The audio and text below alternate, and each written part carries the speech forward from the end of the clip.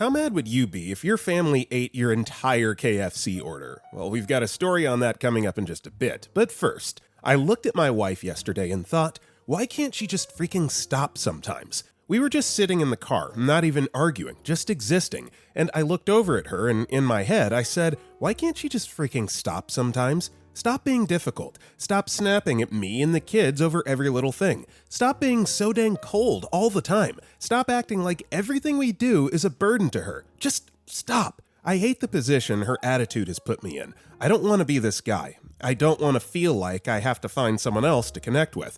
I don't want to spend my nights venting on Reddit like some lonely, pathetic sap, getting dragged by people who think they know everything about love and loyalty and marriage from their high horse.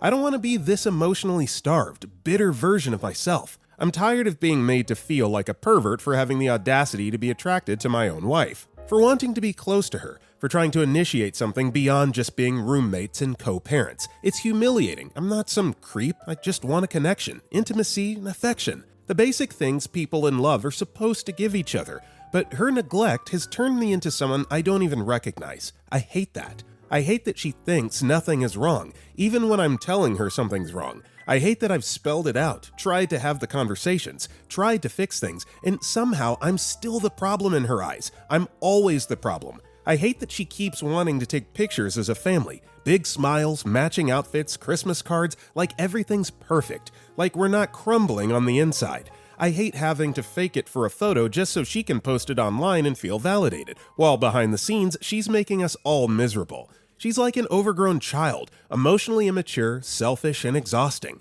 Everything revolves around her moods, her needs, her wants, even dinner. She's so picky we eat the same 4 things every week, not because we can't do better, but because she refuses to try. I'm tired of walking on eggshells. I'm tired of carrying the emotional weight of this house. I'm tired of smiling for the kids while I'm dying inside. And honestly, I hate being judged by strangers as if I'm the worst person in the world because I'm looking for someone to connect with, like I'm some kind of monster for wanting to feel desired or loved. They don't know what it's like to be trapped like this, to be ignored, to be made to feel invisible in my own marriage. But because I'm trying to make myself feel alive again, they're quick to throw stones. I don't need the judgment. I need understanding. I don't know what I'm asking for. Maybe nothing. Maybe just to be heard, to be seen, to feel like I'm not crazy for feeling all this. Because right now, it feels like I'm invisible in my own life. Edit.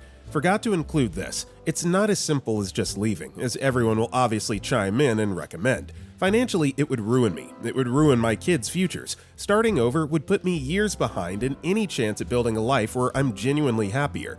My kids would end up with her most of the time. And while I'm sure that sounds like a relief to some, I'm the one who's here to protect them, to guide them. Leaving would leave them in a situation I can't stand by and watch. It's not just as easy as people make it sound. Edit/update. Well, of course, the one post I make from a nonsense throwaway account is the one that blows up. Should have known most of the comments would shred me. That said, I wanted to add a few things since a lot of the responsibilities follow the same general theme. When it comes to household and parenting responsibilities, I'd say it's an 85-15 split, with me doing the bulk. She'll come home from work, sit on the couch or scroll the computer while I make dinner. After we eat, I'll do the dishes while she kind of hangs around. She gets her nails done whenever she wants, goes out when she feels like it. There's no controlling or gatekeeping happening here. I give her space. From the comments, yeah, I can admit there's probably something deeper going on. She grew up in a house where therapy and emotional growth were frowned upon, almost villainized. Her parents have a similar marriage and dynamic to ours, maybe worse, emotionally distant and critical. I do my best to talk to our kids and show them that this level of anger or resentment isn't okay, and if my own parents were still alive, they'd definitely see how off this is. Since posting, oddly enough, she's been a little nicer. I doubt she saw this. She has zero clue what Reddit even is, but maybe just putting it out there shifted something in the universe. I'll take the kindness, but I'd be lying if I said it doesn't feel off. It's giving Men in Black alien in a human body energy, awkward and stiff. I'm not here to judge, but I am here to personally testify that making the necessary changes that you need to make in your life when the thought first comes to you is more often than not going to be the better move. You say that it sets you back potentially 7 years financially before you're working towards a happy life, but isn't that better than living the rest of your life being miserable? Just saying.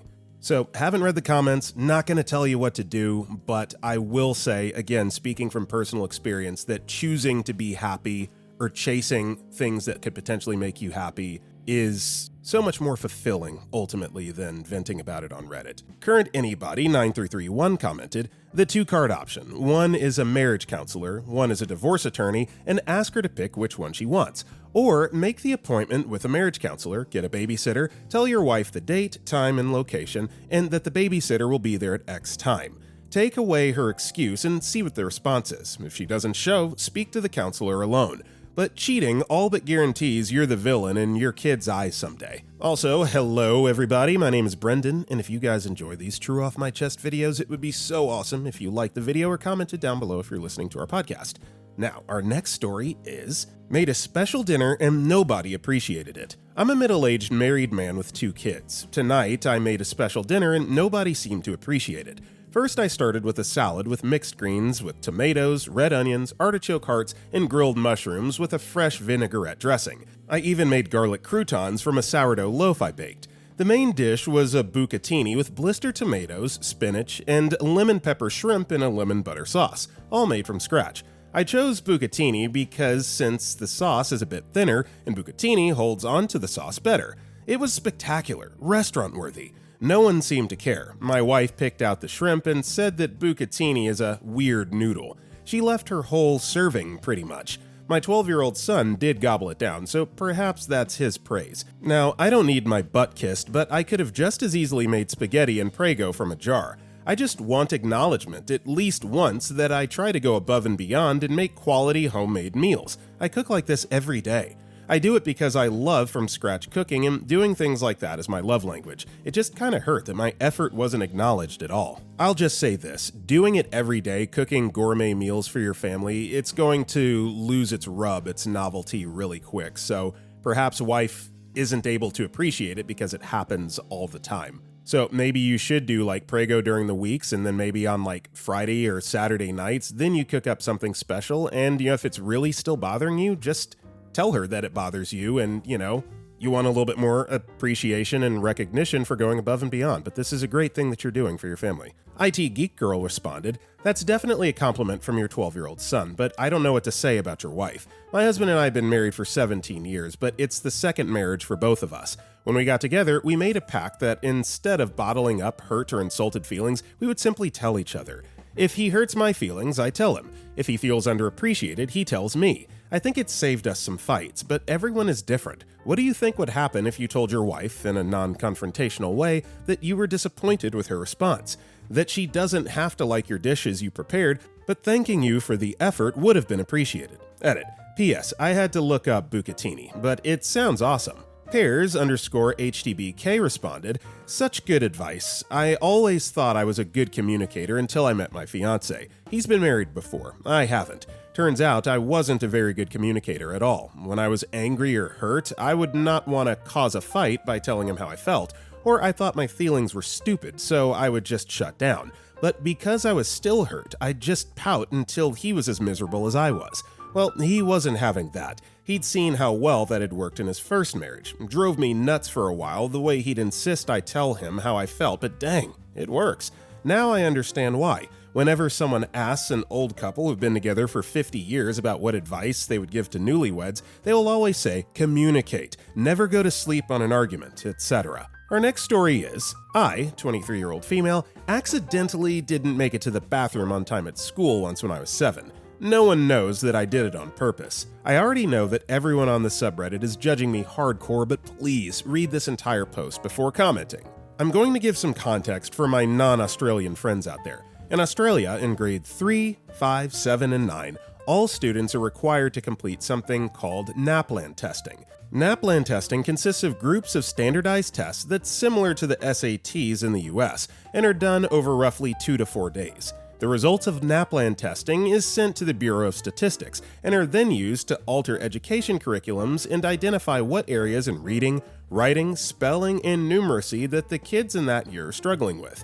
These are tests that you cannot study for or cheat on in any way, and the material on the tests are kept top secret until the day of the test. This piece of information is important for the story, don't worry. I did my first test, like many others, in grade 3. I was 7 years old at the time. During this exam, however, instead of having our regular teacher supervising us, we had a lady from the government office looking over us. This woman was scary. She was like that one gym coach that took everything way too seriously and was overly strict with rules. One of the weird rules that this lady put in place was that during the test, roughly 2 hours long, we were not permitted to leave the room at any time. This included getting a drink of water, stretching your legs, and going to the bathroom. To make sure of this, she locked the front door with a key.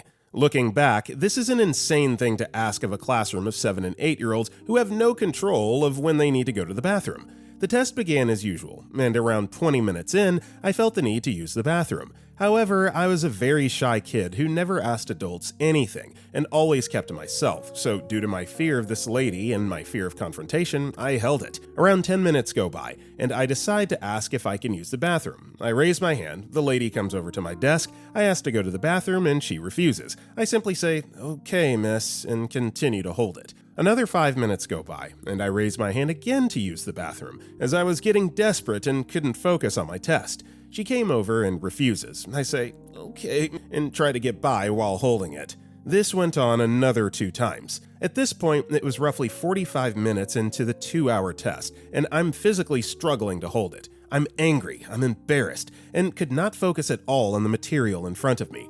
I decide to ask this lady for a 5th time to use the bathroom. She still didn't get the hint that I genuinely needed to go. When I raised my hand for the 5th time, she glared at me and stormed over to my desk. She tells me that she knows I'm trying to leave so I can cheat on the test, and that she doesn't like naughty little fakers like me. My blood was beginning to boil at this point, as I had followed the rules the whole time. There was no way for a 7-year-old to cheat on a test where no one had the answers, and that it was very obvious that I genuinely needed to use the bathroom. This lady looked at me dead in the eyes and scolded at me to sit down and be quiet. I simply said, "Okay, miss," and stayed silent. She walked back up to the front of the classroom and sat back at her desk to supervise. At this point, all the other kids in my class knew that I was essentially being picked on by this teacher and began to visibly feel bad for me. My frequent hand raising was distracting them, as well, as it isn't often that a kid raises their hand that much during a test. I knew that there was no way for me to complete this test while badly needing the bathroom. Everyone knows the feeling of needing the bathroom so bad that it's all they can think about. I was raging at this, as I had lost my focus, and that this lady was being mean to me for absolutely no reason at all. So I decided to have a bit of fun. I raised my hand for the 6th time. I waited for this lady to notice my raised hand. When she did, she looked infuriated and simply horrifying. She had had enough of my shenanigans and actually lost her temper. "What? What is it now?" I locked eyes with the woman and stared at her. Everyone else in the classroom snapped their heads up, as their focus was now broken by her yelling. I stared, and then I let it loose.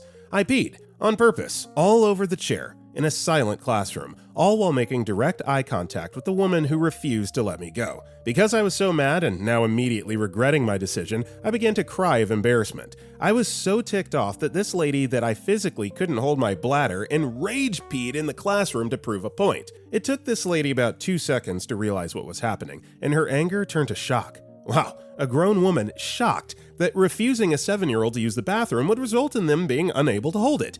She ran over to me while I was still crying of embarrassment, covered in pee, grabbed me by the wrist, and rushed me out of the classroom into the school office. I'm still sobbing while I was given a change of clothes and got permission to skip the rest of the test. When I got back to class, everyone asked me if I was okay, since they heard me crying during the test and how I accidentally wet myself during the test. I went along with the accusation and told them that it was an accident. It wasn't. I was a petty little girl with no social confidence who rage peed during a test at the age of 7. The reason that I'm saying this now is because NAPLAN testing has commenced for the year in Australia as of this week, and talking about it as an adult now reminded me of this incident, and how I never told anyone that it was on purpose. Feel free to judge me now. I needed to get this off my chest, hence why I posted this on the subreddit, and I can think of this story when I need to channel some petty energy and confidence to do daring crap. Thanks for reading. Pee and love. You know, there's a little bit of malicious compliance in this story as well. I don't see anything wrong with it. Matter of fact, not to tell on myself too much, but when I was around the same age, I did the exact same thing to one of my after-school counselors that was just being mean for no reason, so I kind of went to the bathroom on myself and made them clean me up. The things you do as a kid, shame is like the last thing that comes to mind. Competitive Point 62 commented, "Nah, that's a great power move against an entirely unreasonable classroom tyrant. Geez, did they really ramp Naplan up that much? When I did it, nobody really gave a crap. It just happened and you went on with your day. Since it's a departmental diagnostic tool, it doesn't even count to anything, so there's not really any incentive for a student to cheat either. Only some teachers and principals have any real motive to organize cheating, and that wouldn't even be feasible to organize with a classroom of primary school kids who would largely lack the subterfuge skills for an adult-led cheating ring." Hello F. Wendy Wynn commented, "I know! They made it such a big deal for absolutely no reason at all, and this lady made it so much worse. It was made like it was such a big thing, but in reality it wasn't." Our next story is, "I'm 19, and my 5-year-old little sister gives me compliments and it melts my heart. I'm 19, and I have a little sister who's 5.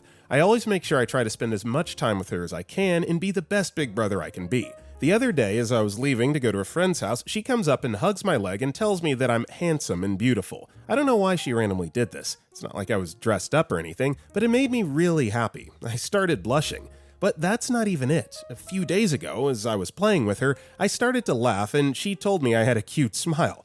That did it for me. I felt like Prince Charming in that moment. I don't know why she thinks I'm so pretty. I think I'm pretty average, but I guess I'm Brad Pitt. I told her that she's my favorite person and she's a beautiful princess. I'm so lucky to have her as my little sister, and I can't wait for our relationship to grow more as we both get older." Yeah, this is just a positive story. Makes you smile. How can you listen to this and not just feel good? Even if it's not about you. You gotta feel better about yourself and the day that you're having after reading a story like this. Awesome, thank you for sharing. Our next story is, "I'm a school bus driver who had to emergency poop in a garbage can mid-route, while my daughter watched in horror. I never thought this would happen, but today I had to take a desperate, full-force emergency dump in a garbage can while driving a school bus, and to make matters worse, my daughter was on the bus with me. It started with a mild stomach cramp before work. Nothing serious. I ran into the office bathroom, told my boss, I have a bellyache, I'll be 10 minutes late, and sat there sweating and groaning, but nothing came out. I figured maybe it passed. Spoiler, it did not pass. Minutes later, I'm on the road. My gut starts boiling. Cramps hit like a truck. I know diarrhea is coming. No bathrooms nearby, no time, no way I'm making it. I slam the brakes, secure the bus, and immediately start panicking. My daughter is right there, watching. I have seconds. There's only one option, the bus garbage can. I grab it, yank my pants down, squat, and unleash pure heck. The smell? Indescribable. The shame? Immeasurable. The relief? Unmatched. Meanwhile, my daughter is staring at me in horror. Daddy, are you pooping? Me, mid-crisis. Yes, sweetheart. Get the Kleenex box and be quiet. I love you. At this point, I'm just praying no one in the surrounding houses is looking out their window. Then reality hits. I have a full garbage bag of fresh, steaming diarrhea, and my first pickup is 30 seconds away. I cannot let the kids onto a bus that smells like this. So, in sheer desperation, I do the only thing I can think of. I open the window and throw the bag out. The moment I start driving again, my boss radios me. Boss goes, hey, how late do you think you'll be? Me, sitting in the aftermath of my own horror, sweating profusely, trying to sound normal, about 20 minutes. He 100% knew. Fast forward to the afternoon run. I'm driving the same route when I see another bus ahead of me violently swerving. I assume it's dodging a dead animal. Nope, it's my bag. It had been run over multiple times. My crap was now smeared across the street. To make matters worse, I had just waved at the driver. She waved back, but her face said everything. She knew. She knew something was horribly wrong. And my boss saw me run into the office bathroom before my shift, saw me pull over 30 seconds before my first stop, then radioed me the exact moment I started moving again.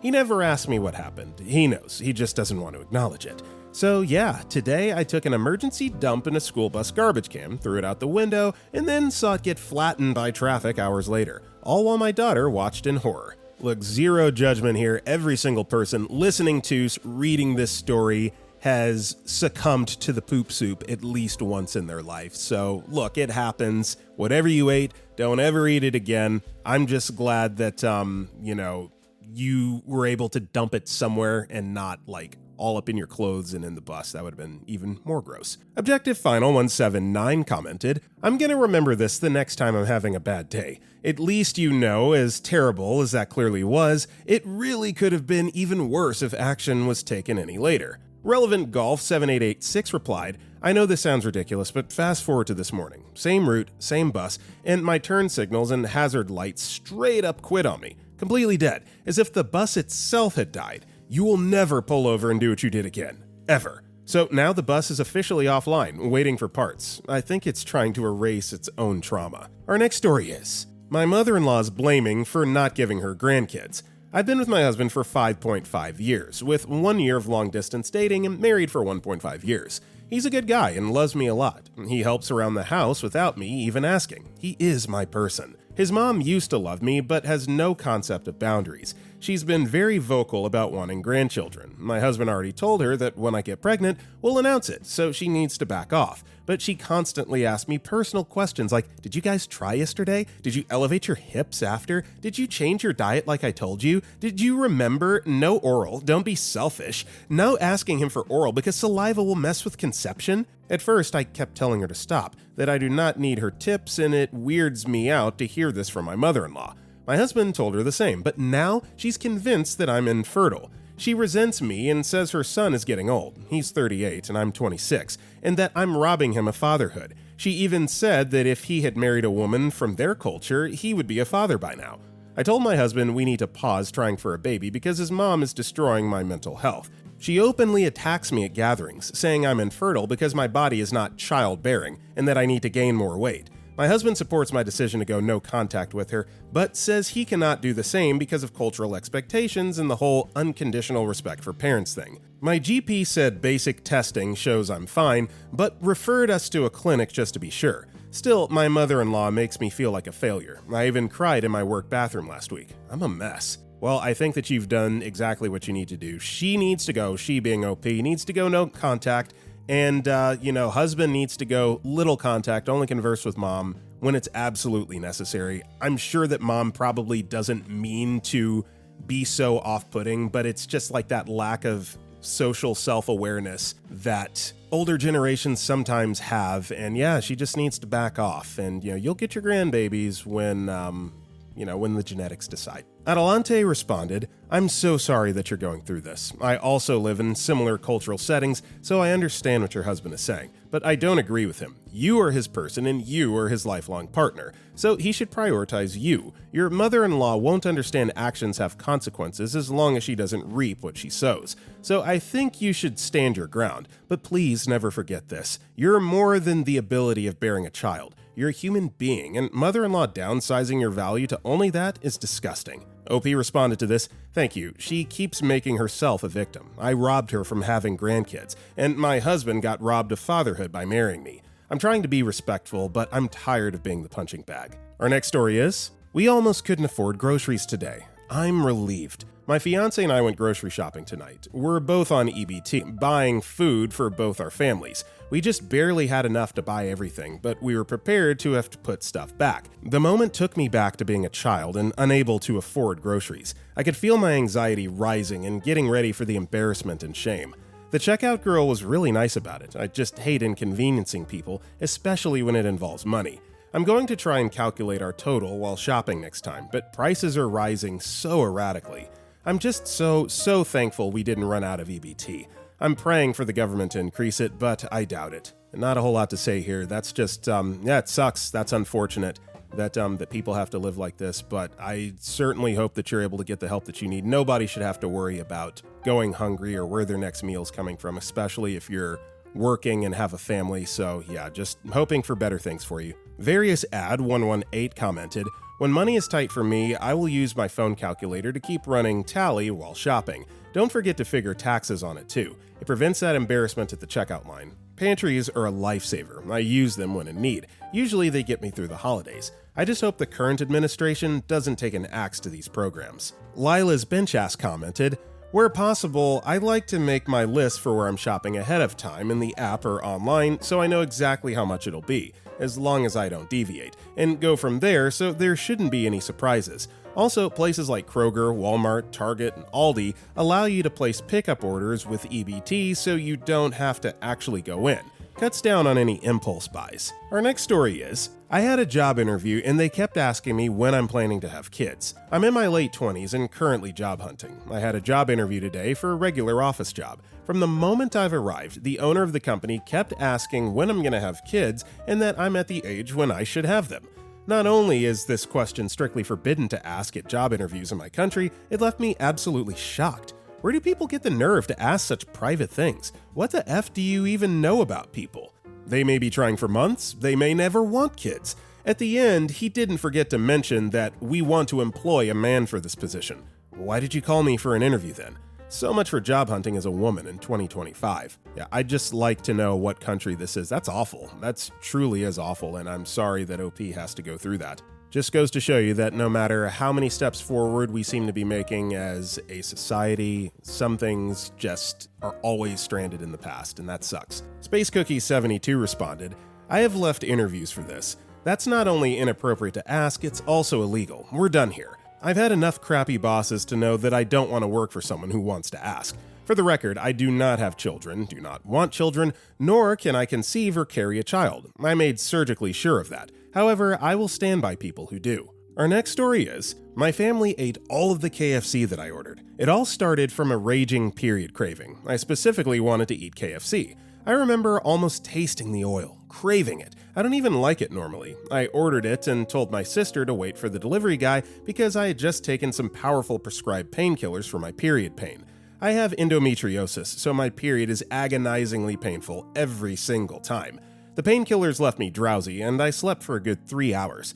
Came downstairs expecting cold KFC. I can already imagine it. Instead, what I got were boxes filled with bones and half-empty sauce packets. The ultimate betrayal. I'm shocked beyond words. Mind you, I ordered enough for the whole family. I'm not some narcissist who ordered food only for myself. I ordered enough for everyone, and they still ate my share. I'm in pain. I'm hungry, and I'm hurt by their betrayal. I just can't wrap my head around how they have no decency to leave me some food. I would be content with just half-eaten fried chicken at least, but all they left me is sucked chicken bones. My sister saw me becoming visibly angry and rushed to calm me down. I just told her to wear a bra, and off we go to the nearest KFC store. I drove slow, quiet the whole way. When we arrived, I ordered my sister to get out and get me the same amount of food from before. Stayed in the car, cramping uterus still ongoing. Arrived home and invited my family to eat KFC with me. Nobody touched anything as I ate. One piece of chicken is all it took to satisfy my craving. The leftover chicken was still hot. I left it there in the living room with them and went to sleep.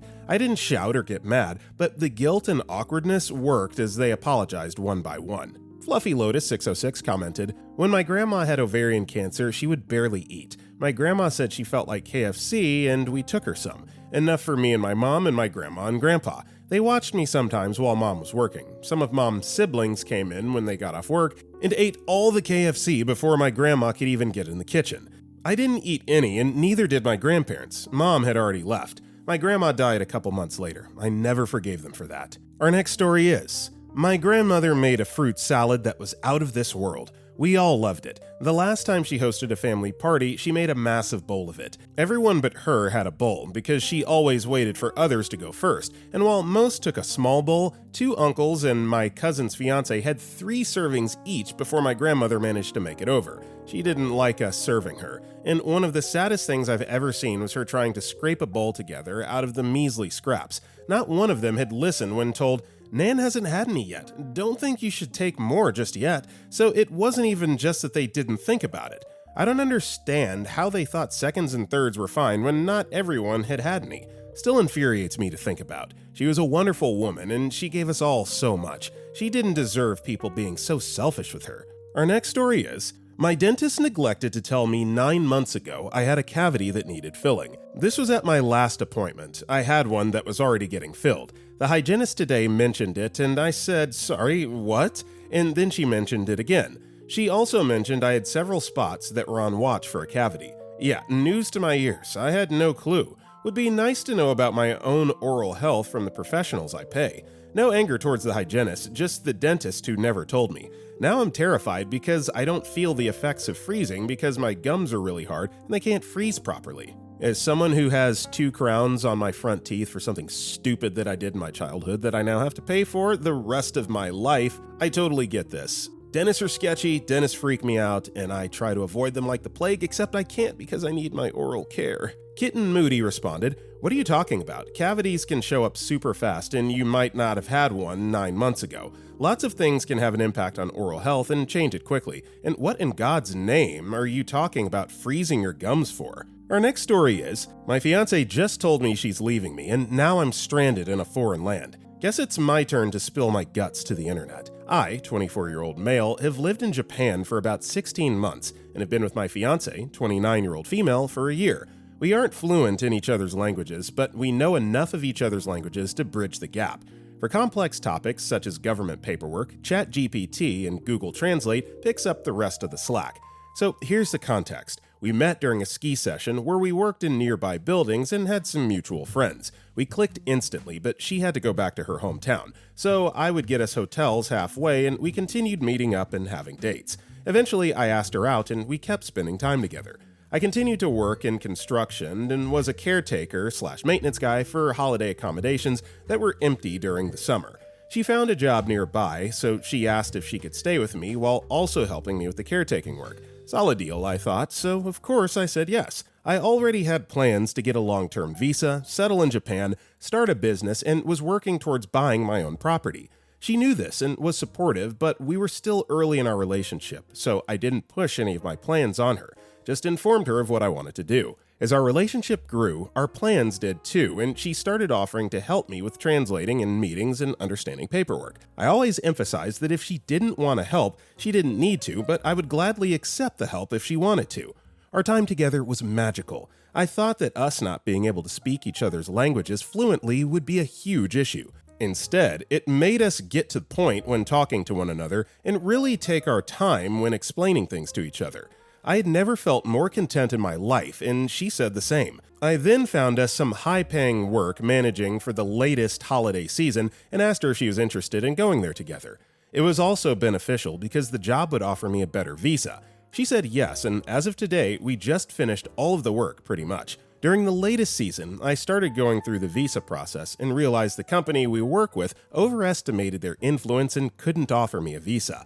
I then went through some of my backup plans for other visas and found one that was doable, but required me to start the business sooner than planned. Of course, throughout the entire process, my fiance knew all of the details and what I was thinking. Slowly, she started to like the idea of being a part of the business and working together. Because we had been doing so already for so long, it made sense to do it together. Once again, I told her there is no pressure, but if she wants to do that, then I would love to. Unfortunately, initial funding is the biggest hurdle, and I explained to her that if our investors backed out, the only way the visa would work was if we went back to my homeland and worked for about a year to finance the business ourselves. At that point, she said, "Why don't we just get married?"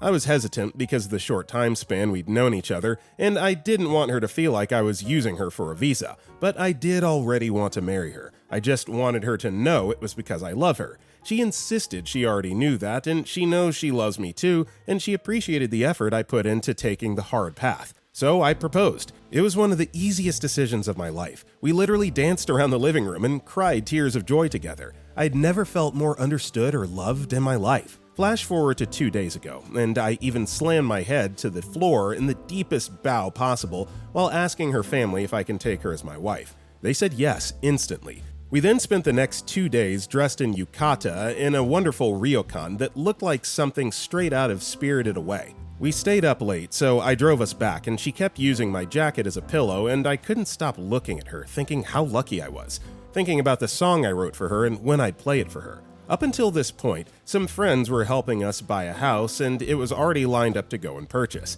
Everything was ready. We could finally slow down and enjoy some time, just 2 of us. We sent them a text asking for some more details about the property and whether or not we could get a real estate agent to double-check the zoning requirements so that our future business would suffer. Our friends got really weird and gave us some red flags that made us doubt whether or not we should buy the property.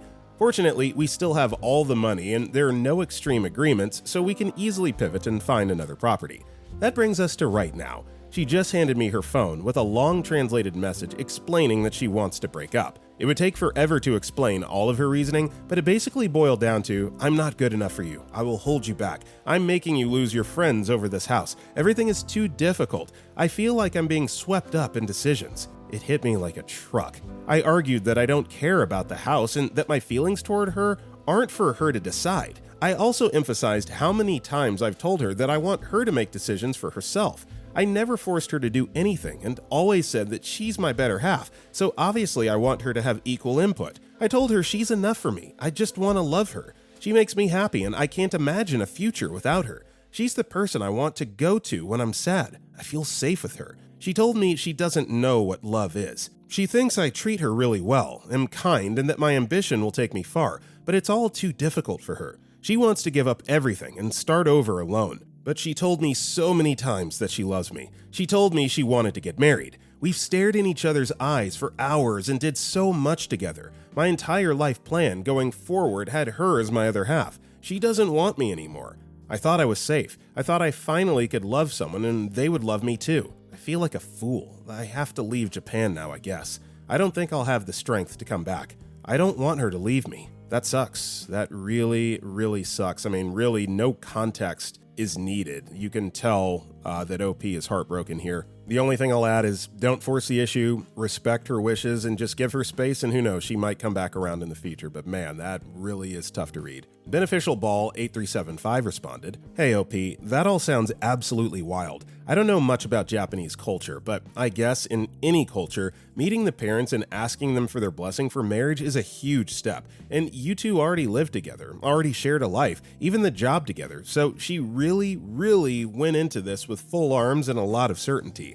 I can't explain to myself how she could throw this all away on a whim. Sorry, that sounds so blasé. I bet for her, all those struggles weren't just a whim, but I really don't understand. She would actually like to start over all alone somewhere else than be with you, in any capacity, married, non-married, somehow business partners, etc. There has to be some really deep underlying cause for this. You completely missed. When you argued with her about the breakup, did she seem phased? Unfazed? Like, has she already closed off all her emotions? Grids and Fritz responded, She cried a lot. She was receptive to what I said and agreed with some of the points I made. She said she knows I love her and that she doesn't regret any of our relationship. We've been super busy lately and I wish I could chalk it all up to exhausted, but even if she takes it back, it's still pretty painful. She definitely hasn't closed off her emotions. She always kept an open line of communication with me, even when frustrated. Honestly, this is so out of the blue that I have whiplash. I know she had self-confidence issues, but she was actively tried new things and become more open of her own accord since we've met. It's like a rubber band effect or something. And then Beneficial Ball 8375 replied to this, Oh, well, that sounds like self-sabotaging to a worrisome degree. I don't know how to tackle this without therapy involved. I'd say if it were simply a reassurance issue, then marrying her, very bold statement without being certain, and combining your finances for a shared business opportunity, equally bold in terms of being certain and trusting the other person, would be all one individual can provide. Since she still has doubts, simple reassurance will therefore not be enough. Our next story is, My daughter can't sing. Oh, this feels so small, but I need to say it somewhere. My daughter is 7. She's amazing, bright, bubbly, emotional, and your classic 7-year-old. She loves to perform for us. Dance routines, gymnastics, acting, singing, the works. Here's the thing, she cannot sing. Honestly, it's so flat and awful and painful, like grit your teeth and try not to wince painful. She was singing once when my sister walked into the house, and my sister said, What's that noise? We played it off like a joke, but later she confided, Nope, she genuinely meant it. What was that noise? I will never tell her. I will never dull her fire and her passion. I applaud her when she finishes. Talk about how as she gets bigger, her fire and her passion will only grow, and when mommy and daddy can afford it, we'll get her lessons so she'll be even better at performing. I would never hurt her by telling her how terrible her singing is right now. Who knows? Maybe when she's bigger, it will get better. Until then, this is the only place I can get this off my chest. My daughter cannot sing, and I'll take it to my grave. So it's awesome that as a parent, you are pushing that passion, even though you disagree with, perhaps the feasibility that it's going to work out long term. I don't know about venting about it on Reddit. I mean, I guess you probably need an outlet, but let's just hypothetically say 10, 12 years down the line, daughter happens to stumble across that post. I mean, what's going to happen in that situation? But either way, great job for not telling her and encouraging her to do something that she loves. That's what good parents do. Gravity Blues 3346 responded, I took lessons for the same reasons. I can remember other kids making fun of me and even my parents saying I sounded horrible at karaoke night when I was like 8. But the real trauma was the one choir lesson I attended. As we were singing, the teacher turned around and looked directly at me with a quizzical look on his face, then turned back to his piano. He didn't say a thing, but my mind ran with it.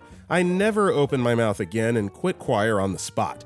Later, I learned to play guitar and wanted to sing along, so I took voice lessons. I found out that I wasn't tone deaf at all and that people were just weirdly mean and picky. To be clear, I wasn't a good singer, but nothing voice lessons couldn't fix. I'm not Adele, but I manage. Now they don't dare singing in front of me. Ha ha, you'll judge me. No, I won't. Our next story is, I think someone has been sneaking in my apartment. I, 22-year-old female, live alone in a small apartment. Over the past couple of weeks, weird things have been happening, and I'm starting to think someone's been coming into my place while I'm not there. A few weeks ago, I found a pair of worn-out sneakers under my bed. Definitely not mine. I thought maybe my brother Ryan, 29-year-old male, had borrowed something when he was over, but it still felt off. Then my neighbor mentioned seeing a man leave my building, and I don't know anyone who fits that description. The strange things kept happening. I came home to find my kitchen faucet on, not all the way, but enough to notice, and my toothbrush was moved in the bathroom, which I know I didn't do. But the real kicker was last night. When I came home, my living room light was on, and a blanket I didn't recognize was neatly folded on my couch. I don't have guests, and I always lock up, but somehow, someone's been getting in. This morning, I found a random piece of paper under my couch cushion with some scribbled numbers on it. Nothing I recognize. I'm freaked out and not sure what to do. Has anyone experienced anything like this? I'm starting to lose it. Edit. I forgot to add this in the post, but I packed a bag and went to stay with my brother for now. Didn't feel safe staying there alone. Final edit. Didn't want to make a whole new post since it's not that big of a deal, but turns out I wasn't being stalked. My brother Ryan took me to the hospital and I tested positive for carbon monoxide poisoning. The levels in my apartment were just high enough to mess with my memory and perception, but not knock me out completely. The doctor said prolonged exposure can cause confusion, paranoia, and even mild hallucinations, which explains a lot. I didn't even have a CO detector, so my complex is installing one now. I'm staying with Ryan for a bit to be safe. To the people who mentioned carbon monoxide, seriously, thank you. You might have just saved my life. Also, sorry if this wasn't appropriate for this sub, but I did confide in a few people and they just kind of brushed it off as my anxiety. Yeah, so the end to that story is not what I was expecting it to be, so I don't know how people could have possibly known carbon monoxide poisoning, but absolutely good heads up call. I'm glad that you were able to get OP the help that they needed. Kip Stum responded, possibly a former tenant who still has the key. You need a way to verify that this is happening, so possibly could you install a camera in your living room? Put it somewhere inconspicuous and pointed so it shows both the door and the living area, and then, once you verify that it's happening, make a police report and ask your landlord to change the locks. It was an accident, responded. I really appreciate the advice. I actually thought about setting up a camera, but the problem is that my apartment layout makes it tricky. There's not much free wall space where I could mount one without it being super obvious. My living room is pretty open, and the walls that would have had a good angle either have windows, shelves, or furniture in the way. I could try placing a small camera on a shelf or something, but I'd have to be careful with positioning. Definitely still considering it though. Just need to figure out the best way to do it without it sticking out like a sore thumb. Our next story is, frustrated when people don't teach their special needs kids boundaries. Went to get dinner tonight and met a parent and kid from my son's school. Immediately, the kid gloms onto my son, saying I know him from school over and over. The kid's pretty chill, but he likes to do things on his schedule. So he was pulling back and hugging me, and I told the other kid, no, don't tickle him, he doesn't want you to. And he backed off for all of 2 minutes, and then he came back, and I had to repeat it much more sternly. Why do people not teach boundaries? It's cute now that he's 8, but imagine a 16-year-old coming up to tickle you because he was never coached in appropriate behavior. So this isn't an issue reserved, I think, exclusively for special needs kids. I think parents in general just need to do a better job with their children in public settings. You know, do whatever you want at your house, but when you're around other people, those boundaries, and there's just a certain level of decorum that I think should be respected. So yeah, that's my take on that. Our next story is, I'm too short and I can't even take it anymore. I'm female, 18 years old, and 149 centimeters tall. Every single day, it just crosses my mind at least once. I don't know what to do. My parents are taller than me, and it makes me so sad that despite having tall parents, I ended up with a short stature. Multiple doctor visits throughout my teenage years, all in vain. After that, one endocrinologist confirmed that I'm done growing. I cried a lot that day. Nothing can be done now. Don't even get me started with all the bullying that came along, mostly from family. It's my weak spot. I cannot tolerate someone teasing about my height. It's not even freaking cute anymore. It's more like body shaming. I've been told that I won't get considered even close to a pretty lady because of my height. But at the same time, I've gotten harassed multiple times, which has left me confused if I'm pretty or not. My family thinks nobody would ever willingly marry me, of course, because of my height. I'm feeling dejected, not loved enough, and I'm so sad. Well, unfortunately, your height is not something that you can control, so I would suggest focusing on things that you can control. Exercise, work out, eat healthy, quite frankly, surround yourself with better, more positive people in your life that aren't going to shame you for your height. And also, I've never heard of height being measured in centimeters. It's always just been feet and inches where I come from, so if that's a coping mechanism, if it makes you feel taller by saying that you're 100 and something centimeters tall, just kind of come to grips with that reality. But honestly, it'll be okay. You just need to surround yourself with better people. Quick Scheme 3120 responded, I'm 147 centimeters. With respect, get over it. People don't care as much as you think they do, and it's not like you can really do anything about it. Chunky shoes are your friend. I've never had trouble in the love department because of my height. I don't worry about leg space on a plane, and finally, I'm a high school teacher who's shorter than most of the kids. Even they don't care really, and if a student makes a comment about being taller than me, I just say, don't be too proud of yourself. It's not difficult to be taller than me, and they never linger on it.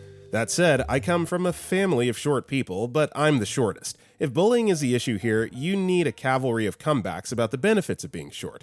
Trust me, there are many, and voicing it, instead of turning yourself inside out over your own insecurity, will help you get over this, which is the only solution really. Good luck, and stop putting yourself down. Prosperous Petiole commented, that's the best advice for OP. Leprechaun here as well, 148, and yeah, being small is way easier in the everyday life. I have sympathy for the very tall people because while it's annoying for us small beans, it's literally heck for them. I think they have it way worse. So yep, the teenage years are a pain, but we can only get a grip and embrace it. Life is not stopping there. We have plenty of solutions to overcome stuff. We just have to seek them. Our next story is, younger sister accepted into my dream school I was rejected twice from. I've been crying since this afternoon when she opened her email. I got waitlisted, then rejected from it in 2020 for undergrad, and flat out rejected in 2024 for grad school. I was emotionally obliterated by these rejections. My sister and I have always been similar in terms of intelligence and involvement in extracurriculars.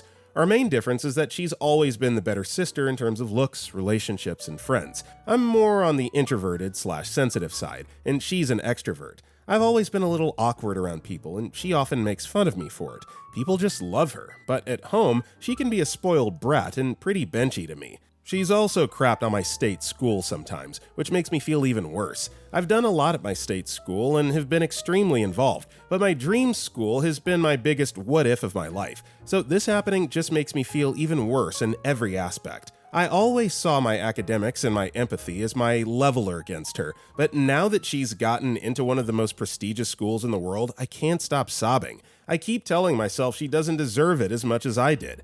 I'm looking into therapy because I know this stems from deep insecurity and self-esteem issues, but holy crap, I did not expect her to get in, and for me to be so depressed over it. Please don't get mad at me. I feel bad enough telling my parents everything I've been feeling, because I've never expressed this insecurity to them until today. They understood, but of course I still felt extremely horrible and selfish taking away this moment from my sister. I just needed to get it off my chest. Edit. Okay, I feel a lot better about it now. Just a major moment of jealousy and weakness for me. I'm extremely happy for her, and I know we're being given different paths for a reason. Life will be good for both of us. Well, that edit at the end definitely hits you in the feels. I was concerned that there were maybe some interfamilial issues going on there concerning jealousy. It's like, yeah, I understand that you're let down, but why are you let down because your sister succeeded? So it sounds like you got that out of your system, And if you're truly happy for her, then awesome, and now focus on yourself. And you can both be successful together. Kristen Snow responded, I really don't mean to be hurtful, and if it is, just downvote me to heck and tell me to freak off. But I've struggled with these types of emotions so much. I feel like everyone I meet is just better than me. My mother, my brother, even my father. Very slightly. I can't join the military, even though I really want to because of medical disqualifications. I hate that I've never liked college. When I come home from a day of social interaction, I obsess over what I did wrong way too long that's healthy. The only thing that really helped me, I guess, internalize these thoughts is to realize that life isn't fair and it isn't meant to be.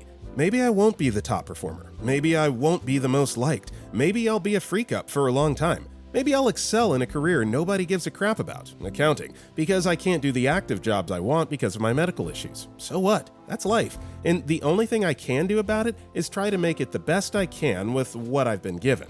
Maybe I wish I had more, or was better, or was this and that. But my what-ifs don't matter because they didn't and they won't happen. I still work through my emotions and I cry about it, but this has been the main thing to help me. It helps me figure out what to do. When I feel lost or depressed because something isn't going my way and I feel like my life is gonna suck, thinking this encourages me to do more. I won't pick a dead-end job. I'll pick an accounting job at the DoD that involves travel, hopefully. I'll volunteer often because I feel like my job doesn't help anyone. I'll have an internship at a summer camp because I enjoy that environment. I'll join the ROTC because it gives me joy. I'll take pictures because that gives me joy. I won't bury my head in the sand because life didn't go the way I wanted it to. And OP responded to this, that's probably the best way I've heard someone tell me life's unfair. Get over it. I appreciate you for being so candid with your feelings and life experiences. You're 1000% right. I know you're going to do amazing things with that attitude you explained in the last paragraph. We'll persevere. Our last story is, working for a rich person is eye-opening. I'm a maid/assistant, so you can imagine there's quite some proximity. Oh man, my client is rich. I got lost in their mansion of a house first day because they told me to check their bathrooms. There was more than 2 or so. The wife was a doctor turned into stay-at-home mom. She cooks, but the rest she pays for my services. She has 3 kids, and they each have their own car, bedroom, bathroom, TV, PC. Kitchen is stacked. This one's a bit of a stretch, but their house doesn't use keys. They got a code for the front door. The doors in the house have buttons you use to open and lock doors instead of doorknobs. They have 3 cats. Those cats are blessed. It's not like I work for the Kardashians, but still, it's a world I've never known. I'm intimidated. I feel like I've broken in even though it's my workplace. Someone who lives in Los Angeles and frequently drives the streets, it's amazing, like the different levels of the class system you see just driving, 5 to 10 miles down the road, from like the Section 8 housing in the slums to multi-million-dollar mansions. So I can see how jarring it would be if you're not used to that sort of thing. Morgan responded, I became friends with a guy in my 20s that was from serious money. Their maid was there throughout the years. I never spent much time with his family, just special occasions and holidays now and again. Years later, we go to an event away from their home. The maid is there, dressed up real nice like everyone. Long story short, she became invaluable to the family and was ultimately no longer just a maid. I don't know the details, but she was one of them now. This is over a 15+ year time span for reference. Alright everybody, that's all the time we have for today. If you enjoyed today's video, don't forget to like and comment down below. And if you want to check out any of our other videos, click the video on the right. With all that being said, I'll see you all next time.